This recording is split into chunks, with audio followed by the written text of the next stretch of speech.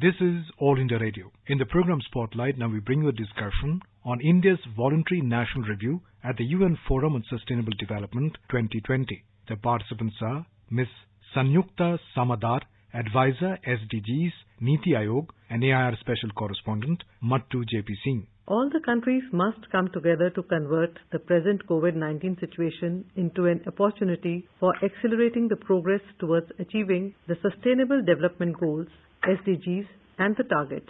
It is being emphasized that the role of international cooperation is more critical than ever before. Sanyukta ji, India's second voluntary national review at the United Nations High-Level Political Forum on Sustainable Development 2020 has emphasized on taking SDGs from global to local. Niti Aayog, on behalf of Government of India, just in fact yesterday presented India's second voluntary national review at the United Nations High-Level Political Forum, which is actually the world's foremost platform where all the member states meet in terms of presenting their voluntary and state-led review on the progress of the 17 SDGs. This is an opportune time for India as well. India had presented its first VNR in 2017, and we got the opportunity again this 20 amidst the pandemic. Actually led to a lot of challenges on our path to progress, on our path to achieving the SDGs. However, we have seen it in terms of using this as an opportunity and also to leverage partnerships and to create synergies not only within the country but also beyond our borders,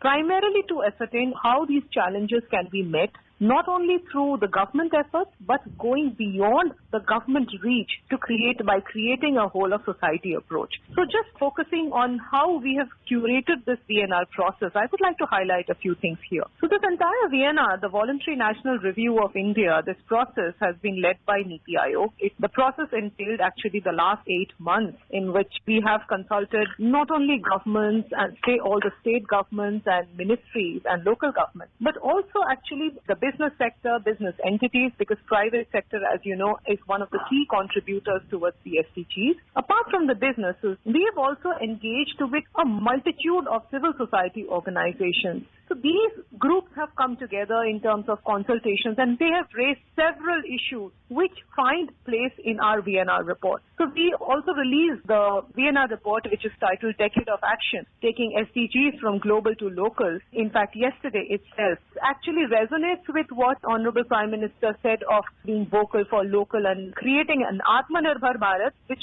doesn't necessarily mean an isolationist India. So this talks about taking platforms and creating localized solutions primarily to ensure that the SDGs remain not only focused on the state capital or on the country's capital, but these are taken to beyond the state level borders to districts and to the local governments, which is where the people, which is where the community lives, and which is where they face problems, and which is where these problems need to be curated through innovative solutions. Also, I wanted to bring an important aspect here that our VNR report, if you see, focuses on creating different as India. It conceptualizes India as Sashakt and Sabal, which is empowered and resilient. Again, Swachh and Swasth Bharat, which is clean and healthy India through its various initiatives, focuses on social and financial inclusion in terms of creating a Samagra and Saksham Bharat, creating, sustainable India through climate action in terms of Satat and Sanatan Bharat. Definitely a very prosperous and vibrant India, Sampann and Samrit,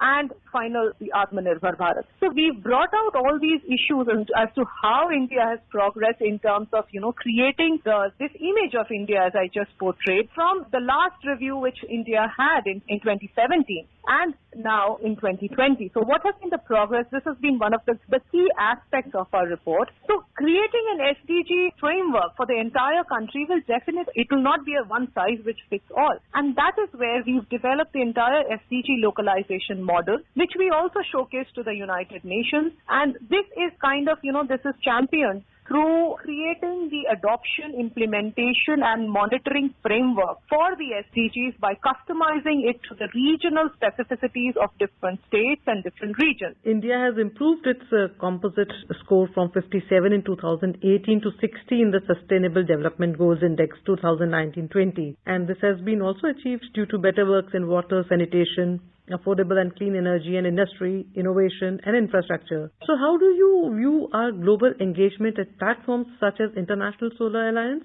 Sendai Framework and the Paris Climate Agreement? So, as you rightly mentioned, the progress that we have gauged through the SDG India Index has been, if not substantial, at least it has been remarkable in the sense that the scores have moved from, 57 to 60. But what is also important here is that India's engagement through the South-South cooperation and through international forums has been extremely explicable. Largely, if you can see that in terms of the climate, as you mentioned, it is not only we have set for ourselves very ambitious targets. First, we had a target of 175 gigawatts by 2022. This has been substantially increased to a 450 gigawatts of renewable energy target, primarily to ensure that our commitment of the nationally determined contributions are always on track, and if not by 2030, we are able to achieve them way in advance. Apart from this, apart from the gigantic strides that India has made, I must say that India stands today third in renewable power, fourth in wind power, and fifth in solar power. And the jump has been of almost like say 75% of increase in the installed capacity of renewable energy in the last 4 years. Apart from this coalition, that in international relations, it is obviously one understands that this the scenario, it is multilateralism which works the best in terms of devising collectivized solutions for these parts of the world where problems are immense. So that is where the International Solar Alliance, where India played a leadership role along with France in order to create this alliance of the tropical countries for renewable energy, and also the Coalition for the Disaster Resilient Infrastructure. So these are global partnerships where India has been leading for climate action and disaster resilience. What I would also like to mention here is India is part of the India-UN Development Partnership Fund. It is almost like to the extent of $150 million US, and through this, the spirit of regional and global partnerships, the country's commitment to leaving no one behind. These are some of the key areas which India supports, not only the SDGs within its own country and within its own constituents, but also among the developing countries and our developmental partners. NITI Aayog has the mandate of overseeing the adoption and monitoring of SDGs at the national and sub-national level. Progress in the Northeast region is crucial in this decade of action for the country to achieve the SDGs by 2030. What has been done as part of the NITI Aayog's continuous efforts towards fostering partnerships at the sub-national level? NITI Aayog, we worked in a real tandem and real partnership with all the states and union territories, especially in terms of localizing the SDGs. So I do remember in 2017 when we had just presented our voluntary national review for the first time, SDGs was largely, restricted to primarily a few of the developed states and largely to the center, which is Delhi. But over the years, we've had a conscious interaction, a structured interaction and structured partnership forum with all the states and union territories, by virtue of which, through structured reviews, through structured engagements, at least thrice in 1 year, we've been able to ensure that the states become the drivers of the SDGs. In a federal form of government, it is not that center can actually kind of lead on the SDGs. Finally, the action has to happen at the level of the state. So we recognize that. So as the nodal body for revising the 2030 agenda, NITI Aayog has been conscious of its role as a facilitator for cooperative and competitive federalism. So what we did initially was largely coordinating with all the state planning departments, having biannual reviews, hand-holding the states in terms of developing their monitoring framework and facilitating partnership building through and also capacity building. And the results are in front of us. I would just like to share with you as to 23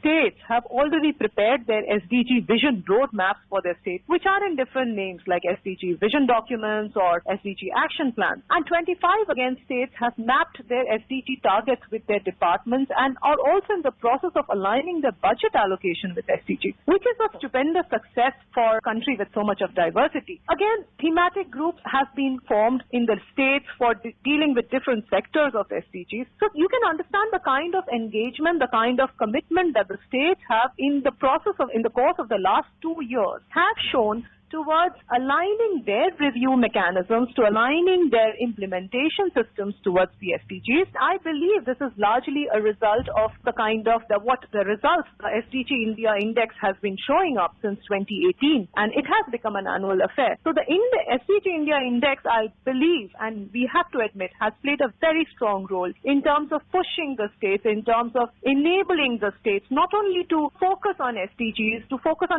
at their district level, but also to kind of learn from their best practices. As a result, as you mentioned, the Northeast region. So I must mention here that we do give special attention to the Northeast, and that is why we curated the SDG Conclave, which were in Guwahati, involving all the 8 states of the Northeast. And this was just not merely restricted to states. So this, kind of synergized the partnerships of not only the state governments, but also all the stakeholders, primarily the business sector, which has a very strong role in that region, in the development of the region, the community and civil society organizations, and think tanks and academia and practitioners. So the Northeast Conclave of 2013, which was held in February this year, it brought about a stupendous amount of focus in terms of the key issues of livelihood, the key issues of climate adapt and resilient infrastructure and agriculture, and especially skills and employment and marketability. I believe it is these kind of partnerships and these kind of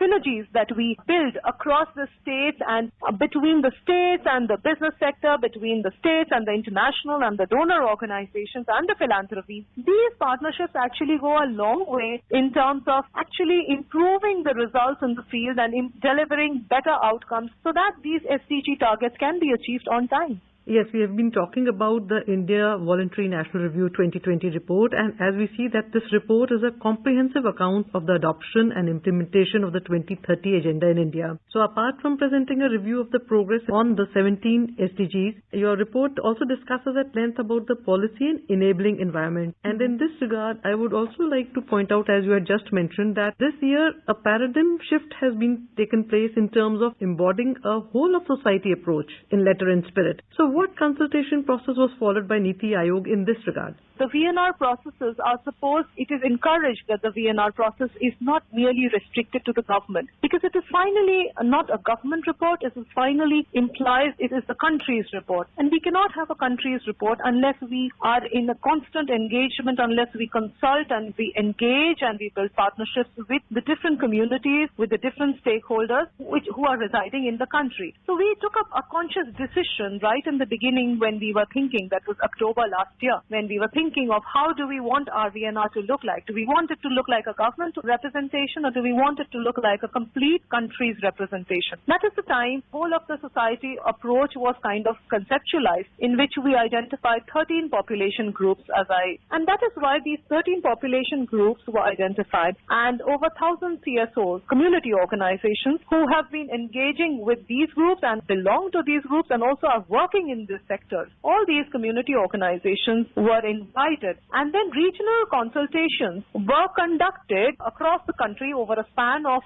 around 3 months, if I remember. Yeah, this was just before February, so we could at least complete all these national consultations. What is interesting is that the kind of rich ideas, the kind of issues, the kind of recommendations and thought which came up from these grassroots, from these communities is stupendous, and that no amount of documentation would actually do justice to this. But because we have a limitation of the pages in a report, we could bring about, a little bit of the rich body of data, knowledge and analysis which emerged from these community-centric consultations. The importance of gathering feedback through institutionalized platforms from these various separate communities, and the need to strengthen the capabilities of local institutions. By local institutions, I mean, let's say the urban local body or the Gram Panchayat or the Block Panchayat, to address the concerns of these groups, and also the importance of putting in place reporting and monitoring systems for periodic review of the progress. Again, contextualizing and customizing the implementation of government programs which are across all sectors. However, the implementation has to take into account the specific needs and the specific context of different groups in these different regions. And also a kind of thing which was highlighted by almost all groups was the urgency of leveraging technology and innovation. Let it be frugal, but let it be innovative for creating maximum impact. So these are some of the richness of the content, the richness of the body of knowledge knowledge and issues which came up was stupendous. And that we've made a conscious effort to include in our report, Decade of Action, taking SDGs from global to local. Thank you for joining us on the program. Thank you. You were listening to a discussion on India's voluntary national review at the UN Forum on Sustainable Development 2020. The participants were Ms. Sanyukta Samadar, Advisor SDGs, Niti Aayog, and AIR Special Correspondent, Mattu JP Singh. You may email your opinion about this program at airnsdtalks@gmail.com.